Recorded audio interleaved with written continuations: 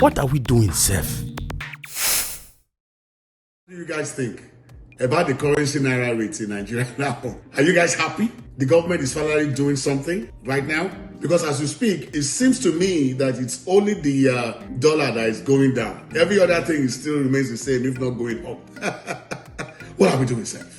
I mean, right now, as we speak, I think the dollar exchange rate to the Naira is about what? Just over $1,000, 1,000 Naira to a dollar. This time last year, or late last year, I think about December, November, October, we were looking at 1,800, 1,007, thereabout. It was almost going to 2,000. Everybody was going bonkers. Everybody was going crazy. Okay. But all of a sudden, within months of this year, 2024, I think we're in April now. From 1819, it is now just over $1,000. Wow, incredible! How did the government do that? But some pundits will tell you it's what they call sakamaji.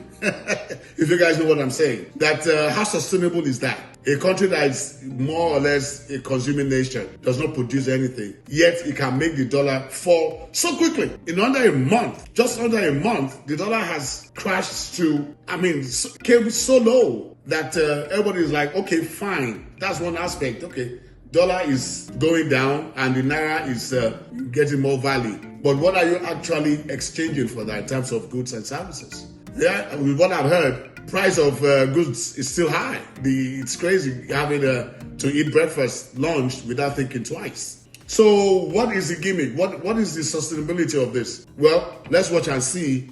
Well, I'm not saying the government is not trying. Maybe they're just trying to see how things could work. I heard that the president was able to call the big guns in Nigeria, those that, are running the economy like the Dangotes of this world, or $10 and all of that, bring all the business people together to see how they can salvage the situation, because it got to a point where everybody, especially the common Nigerian, they couldn't afford anything. You want to have a decent meal, you'll be talking about 5,000 to 6,000 Naira to also have a decent lunch. Incredible, all right? It's so much of a laughing stock, in some other countries, but hey, dollar has now is coming low. Will it get lower than this? And even if it does, at this point, we also want that the goods and services should also come down. If possible, come down the way dollars have come down so far. All right? So we hope that works for Tinubu. Well, let's give him, people are saying, give him a chance, give him a chance. Hey, he has all the chances in the world. I think his health is better now. He's been going to France to make sure that he's fine. That's fine. No problem with that. But are your people fine? Are they better off after 6 to 7 months of being in leadership? I will give you more time. He has another whole term. I think it's about 4 years to see that the economy thrives again. Hopefully it works out. I'm just being positive. Hey, it's beyond Tinubu. Sometimes it's all about all of us, praying and wishing the president well. All right. And how about in another country where the leadership is trying to see how we can make things work better? I'm talking about Senegal. Hey, a new president, a young man of about 44 is running things in Senegal. Senegal has satisfied the public's demand for democratic change by electing a young president who is ready to carry out serious reforms. This guy came out after the inauguration, guns blazing and saying a lot of stuff, one of which is very bold, saying the France and the likes should just leave them alone. Finally, that's huge. And how sustainable can that be? I know there are some other presidents that have tried that in the past and they paid, and it didn't really go down well, if you know what I'm saying. I think I remember Sankara and the likes. So let's hope that the president in Senegal will come in as young as he is, 44 I think, and he's coming out with great reforms to make Senegal great again, okay? And that would be nice to hear. So hopefully that works out. That will be very, very inspirational. And I think it's also a trend I see, because if you look at the Burkina Faso and all the likes, they've come out with new presidents and they are coming out with saying they don't want anything to do with the former colonial masters. They want to salvage their country by themselves. That says a lot. That's bold. Hopefully it works out for them too. Or else, what are we doing, Seth? Right? But let's come to the big man himself. US of A. It's very ironic because in Africa, you have a lot, in the past, old people that have come, in fact, Nigeria is still experiencing it. No disrespect to the president, but older people have been reigning in Africa, basically, for a long time, all right?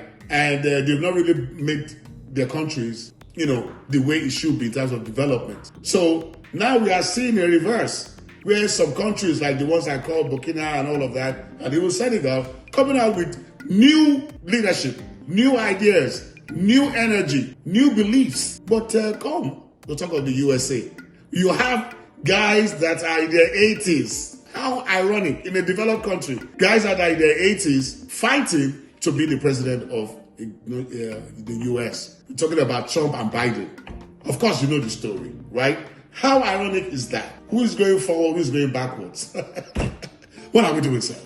It seems the old guns on the reverse here in the US are thinking that they are wiser, they know how to deal with their situations, while the younger ones in Nigeria are taking the leadership in Africa, basically. Some countries in Africa, of course, are beginning to have a trend of where they bring in new ideas, new beliefs through electing young and vibrant leaders. How long will this work, especially for the African? How long will they work? Will they be able to sustain? Because sometimes, people get carried away, especially when you're young. Some of them, I think the Senegalese new president is not as experienced. The military head of state, I think in Togo, or is it Burkina Faso, well, one of those countries, they might not have the political well-being. But hey, look at what happened in Rewanda. The young man there has been there for a little bit, and he's done so fantastically. So maybe there's a new trend coming up.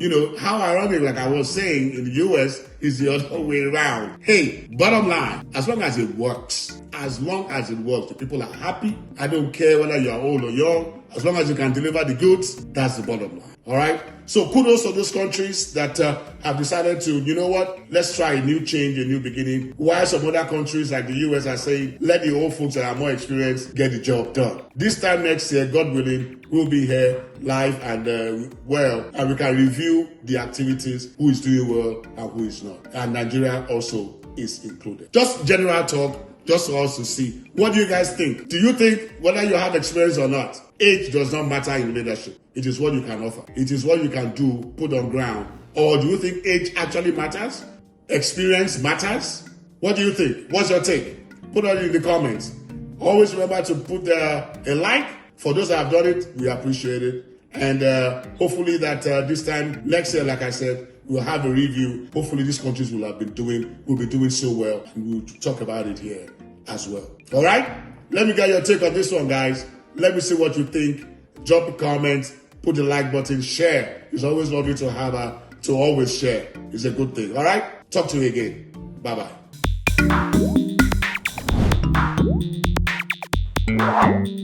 What are we doing, Seth?